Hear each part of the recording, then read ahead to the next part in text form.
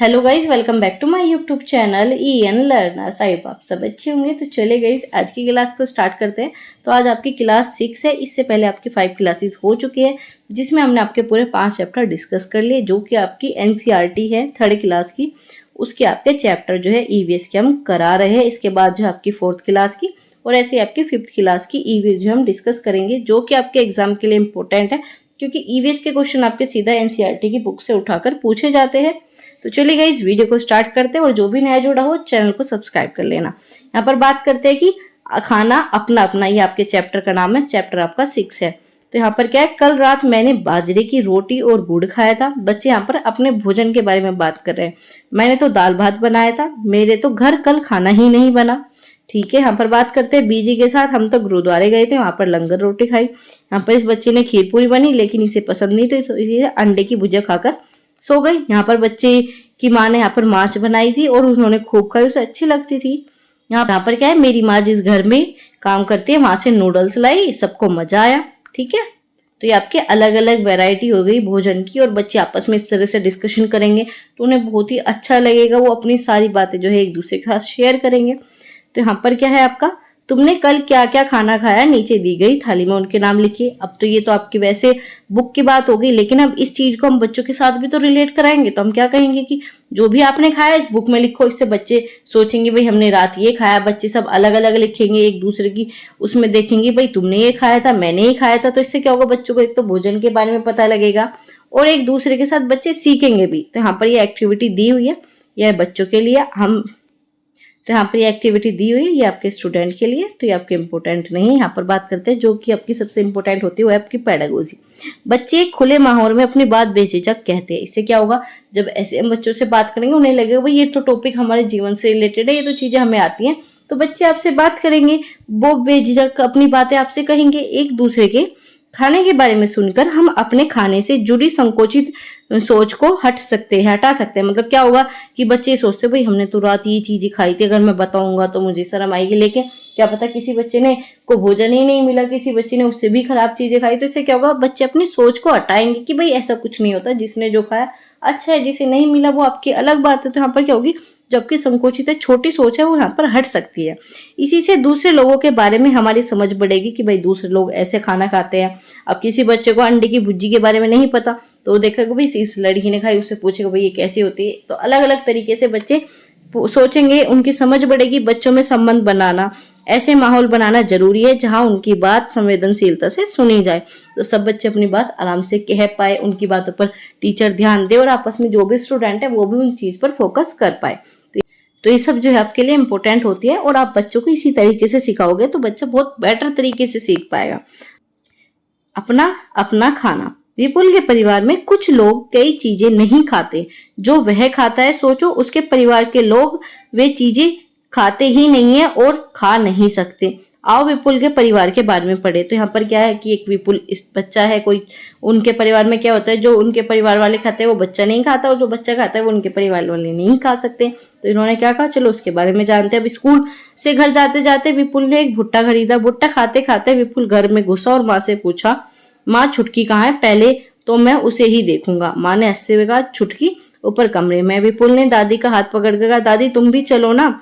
माँ ने कहा, रुको, मैंने बाकी रोटी दाल में डाल रखी है, पहले वो खा तो ले। बेटा आज तो दाल में शक्कर ठीक से डाली ना, यह नागपुर आकर तुम लोगों ने अपना खाना भूलते जा रहे हो। दादी ने माँ से कहा, जो उनकी दादी है उनके में क्या होता था, दाल में जो है शक्कर मिलाई जाती थी। तो इन्होंने क्या, अगर तुमने ये नहीं डाला क्योंकि तुम यहाँ पर नागपुर में आकर क्या हो जा रहे हो, इस चीज को भूलते जा रहे हो। तो इस स्थान के बारे में भी बताया कि नागपुर में जो है आपकी दाल में चीनी डालकर नहीं खाई जाती। तो यहाँ पर क्या है, माँ ने जवाब दिया, बा मैंने चक्कर देखी है, बढ़िया बनी है, मैंने दादी का खाना भी ऊपर लेता जाता हूँ। कहते हुए विपुल ने थाली उठाई और फटाफट सीढ़ी चढ़ गया। जल्दी दादी जल्दी चढ़ो ना, विपुल ने पुकारा। दादी ने कहा, जब मैं तुम्हारी उम्र की थी तब मैं इतनी देर में सीढ़ी तो क्या पहाड़ भी चढ़ जाती थी। विपुल ने अंदर जाकर अपना भुट्टा मामी को थमाया और हाथ धोकर छुटकी को उठा लिया। अचानक छुटकी ने रोना शुरू कर दिया। तो छुटकी जो है उसकी छोटी बहन थी। ठीक है, यहाँ पर क्या है, अब ऐसे चुप नहीं होगी, इसे भूख लगी है। कहते हुए मम्मी ने छुटकी को दूध पिलाने बैठ गई। तो यहाँ पर क्या क्या चीजें देखेंगे बच्चे, ये देखेंगे कि दादी तो रोटी दाल में भिगोकर खाती है, जो वो है आपका विपुल वो भुट्टे खा रहा है, और यहाँ पर जो छुटकी है वो आपका दूध पी रही है। तो इससे क्या होगा कि बच्चे अलग अलग चीजें खाते हैं, बच्चे अलग अलग चीजें देख रहे हैं कि भाई यहाँ पर ये ऐसी चीजें होती है, जो बड़े होते हैं उनका भोजन अलग होता है, जो छोटे होते हैं उनका भोजन अलग होता है।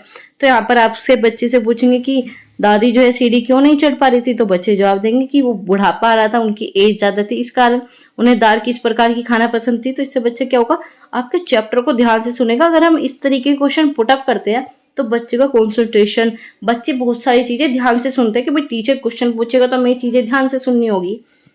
आगे बात करते हैं, इसी प्रकार से यहाँ पर क्वेश्चन दे रखे। अब बात करते हैं, बच्चे से पूछेंगे हम क्या क्या खा सकते हैं, बच्चा जो है क्या क्या खाएगा। तो जो छोटे बच्चे हैं, जो आपकी क्लास के बच्चे, वो बताएंगे भाई ऐसे जवान क्या क्या खा सकता है और बूढ़ा जो है क्या क्या खा सकता है। यहाँ पर बात करेंगे क्या क्या नहीं खा सकता। बच्चा है वो दूध पे, अगर हम बच्चे को रोटी देंगे तो वो नहीं खाएगा। तो इस तरीके से बच्चा सोचेगा, अलग अलग चीजें, अलग अलग जनरेशन के बारे में, उनके भोजन से रिलेटेड बच्चा यहाँ पर चीजें समझेगा। आगे बात करते हैं, यहाँ पर इन्होंने कहा है, यहाँ तो थी कुछ चीजों को खा सकने और नहीं खा सकने की बात, की कौन सा बच्चा खा सकता है कौन सा नहीं। क्या हम वे सभी चीजें खाते हैं जो हम खा सकते हैं या फिर नहीं। आओ बात करें उन चीजों को हम जिन्हें खाते हैं। ठीक है, यहाँ पर बात करेंगे कि आप किस चीज को खाते हो उसे बताओ। चावल को खाते हो तो यहाँ पर सल कर बनाओ। तो बच्चे को क्या रहेगा कि हम ये चीजें खाते हैं, तो उससे रिलेटेड भी उन्हें जानकारी मिलेगी। ठीक है, अब बात करते हैं आगे। आगे जो है आपके यहाँ पर बच्चों को डायग्राम के थ्रू बता रखा है कि गेहूं से हम क्या क्या कर सकते हैं।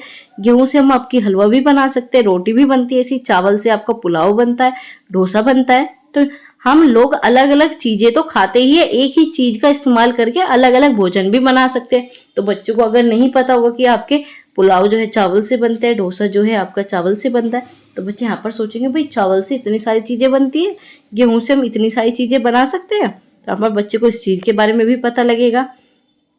ठीक है, यहाँ पर पसंद अपने अपने हम बच्चों को कहेंगे, जो आपको पसंद है यहाँ पर वो लिखो, जो आपको पसंद नहीं है यहाँ पर वो सारी चीजें लिखो। तो यहाँ पर ये बच्चों की एक्टिविटी हो गई।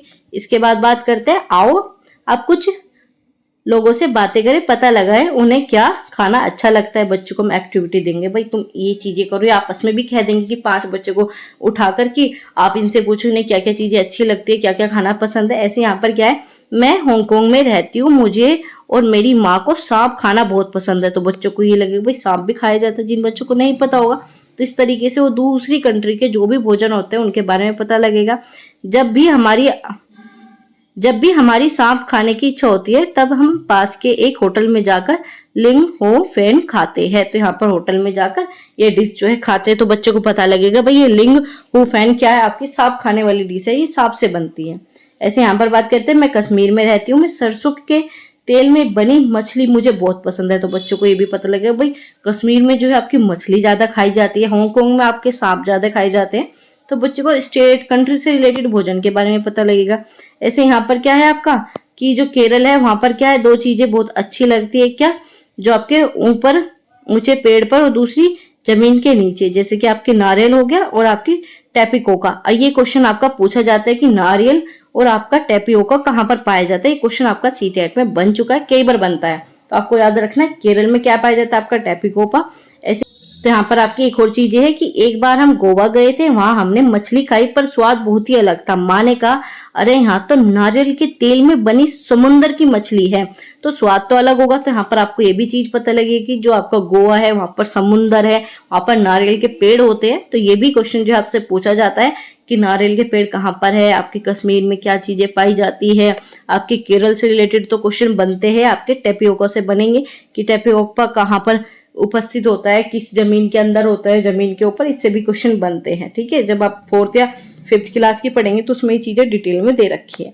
अभी जो आपके यहाँ पर शॉर्ट में ही दे रखा था। आगे बात करते हैं, बच्चों में भोजन से जुड़ी विभिन्नताएं पर खुलकर चर्चा करें, उनके परिवार से जुड़े अनुभव सुने और भोजन में विविधता का सम्मान करें। यहाँ पर क्या करेंगे, बच्चों की अलग अलग जो चीजें विभिन्नताएं डिफरेंस है उन पर जब खुलकर बात करेंगे, ताकि बच्चे बताएंगे भाई हमारे इधर तो ऐसा बनता है, हमारे इधर ये चीजें बनती हैं।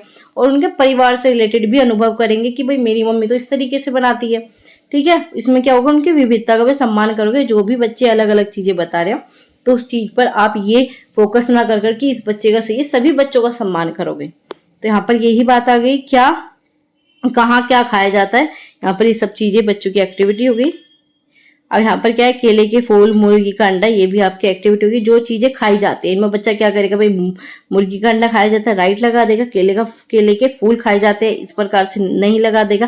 गोभी खाई जाती है, इस प्रकार से राइट लगा दे। तो बच्चे क्या करेगा, इस पर राइट लगाता चला जाएगा। यहाँ पर क्या है, खाने के कुछ ऐसी चीजों के नाम लिखिए जो तुमने कभी नहीं खाई लेकिन खाने का मन करता है। तो यहाँ पर बच्चे उन चीजों के बारे में भी सोचेंगे जो उन्होंने चीजें नहीं खाई लेकिन उनका मन करता है। तो ये सब चीजें यहाँ पर हो गई। तो इस प्रकार से जो आपका इस चैप्टर में ये सारी चीजें दी गई थी, इनसे क्वेश्चन आपके बन जाते हैं कि हांगकांग में जो है आपके कहाँ पर जाकर आपकी सांप से बनी डिश को क्या कहा जाता है। लिंग हु फैन जो है आपकी सांप से बनी डिश को कहा जाता है। याद रखना, क्वेश्चन बन जाता है। ठीक है, ऐसे यहाँ पर आपका कश्मीर से, गोवा से और ये आपका केरल से बनता ही है कि आपके जो ऊंचे पेड़ पर क्या बनाया जाता है, ऊंचे पेड़ पर क्या लगता है आपका नारियल। और जो आपका नीचे वो से क्या बोलते हैं, जो दूसरी जमीन के नीचे पाए जाते हैं वो आपका टेपियोका पाया जाता है। और इसे क्या करते हैं इसे आपकी उबाला हुआ टेपिकोपा मिल जाता है तो क्या मजा आता है, करी के साथ उबला हुआ ये टेपियोका उबाल कर खाया जाता है। ये सारी चीज यहाँ पर दे रखी थी। तो आज का चैप्टर जो था आपका यही था, भोजन से रिलेटेड था। हम बच्चों को किस प्रकार से भोजन से रिलेटेड सारी चीजें एक्टिविटी कराएंगे, किस प्रकार से बच्चों को आपस में जोड़ेंगे। तो इस प्रकार से जो आप अपनी एक्टिविटी करा सकते हो, इस प्रकार से जो है बच्चों को सिखा सकते हो। सबसे बेस्ट तरीका जो है इसी प्रकार से जो आप अलग अलग एक्टिविटी कर कर पिक्चरों के द्वारा बच्चों को आपस में क्वेश्चन पूछकर, आपस में पुटअप कर कर, एक दूसरे से कन्वर्सेशन कराकर, इस प्रकार से जब आप एक्टिविटी कराते हो तो बच्चा ज़्यादा बेटर सीखता है।